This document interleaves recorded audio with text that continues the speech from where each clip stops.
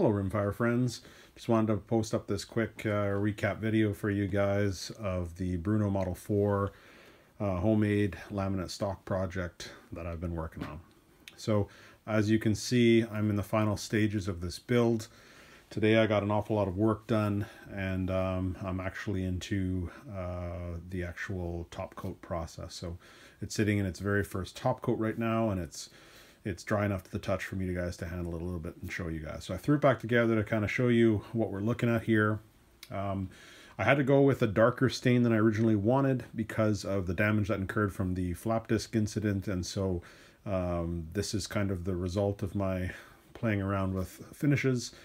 I think it's quite attractive considering how much damage, carnage happened from that flap disc. So I'm going to quickly show you some of that now, but just to bring you guys up to speed of a few things that I had to do.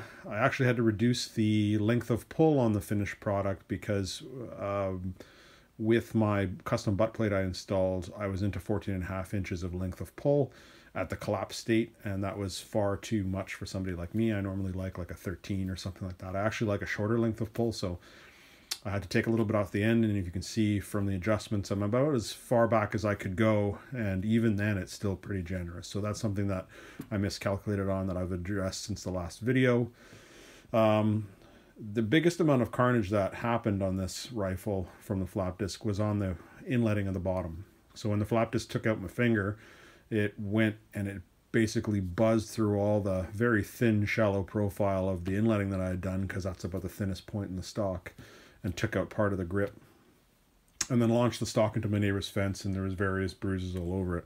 But what I had to do was I had to basically using my sliding miter saw, I had to reduce and cut out a section here, and then I took a 1/2 inch section of the original plywood and laminated it back in there and basically started it over. So as a result, there's a seam that goes from the rectangle that I cut out. I'm going to show you guys that right here. So the seam ends here, and sorry, it still needs to be cleaned up a little bit. The seam ends here, and then you can just see below the bolt handle on either side right here. That's where the rest of the seam is. And then I don't know if you can make that out on camera right here, but that was a complete gouge from the flap disc that I had to fill and adjust. And then of course there's a side piece, seam rather, that's a little bit difficult to see.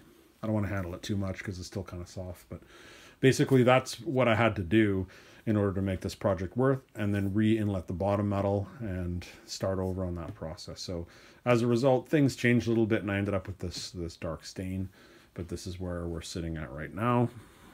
Still have to add the Arca rail to the bottom, but the profile of the actual stock itself is quite generous and exactly what I was hoping for. The grip profile is excellent and feels really good in the hand. Everything functions as it should. You can feel the vibrations through the stock when you caulk it, and that's due to the full epoxy bedding that I did today. It took me 2 coats of it to get it perfect, and it's from complete rear tang to front barrel retaining screw, which is about here. Both sides full contact throughout, as well as pillars front and rear. So the contact the stock has is excellent. Fit and finish turned out to be pretty good despite the actual carnage. You can see my inletting job on the side there. And there's some bedding there you can see before the barrel channel takes over. I know it might be hard in this light to see on the other side, but again, the inletting turned out to be quite good. And all in all, it's all I could have hoped for on a project like this, other than the beer finger incident. But anyway, I just wanted to bring you guys up to speed. And so what I still have left obviously a lot more top coats of the protective finish on top of the stain. That'll give me some depth and some protection. I still have to install some bushings at the rear here for this adjustable butt plate, which I haven't really featured, but this allows me to, I don't want to pull on too much, but go in and out basically. And there's quite a bit of room there with set screws, and then this butt pad travels up and down on this Anschutz rail. It's the same one from the Brno. And then of course this goes up and down, or flat, whatever I'd like.